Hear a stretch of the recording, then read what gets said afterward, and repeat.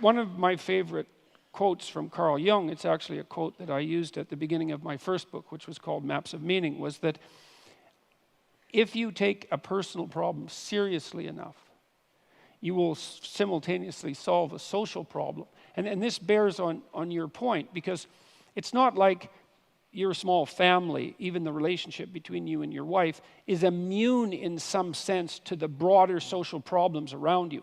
And so let's say right now there's tremendous tension between men and women in the West, and that's certainly the case given the divorce rate. Let's say that would be some evidence.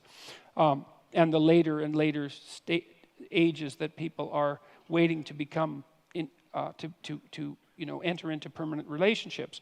There's a real tension there. And then if you do establish a relationship with a woman or a partner, but we'll say a woman in this particular case, you are instantly faced with all of the sociological problems in a microcosm in that relationship. And then if you work those damn problems out, if you can work them out within your relationship, then you can get some insight. It's not complete insight, but you can get some partial insight into what the problem actually is and get the diagnosis right, and you've moved some small measure forward in addressing what might constitute the broader social concern. And what's even better, you're punished for your own goddamn mistakes. And that's another thing I like about the idea of working locally, is that, if I do broad-scale social experiments and they fail, it's like, well, tough luck for the people for whom they failed. But if I'm experimenting on myself within the confines of my own relationship and I make a mistake, I'm going to feel the pain. And that's good, that's just, but it also gives me the possibility of learning.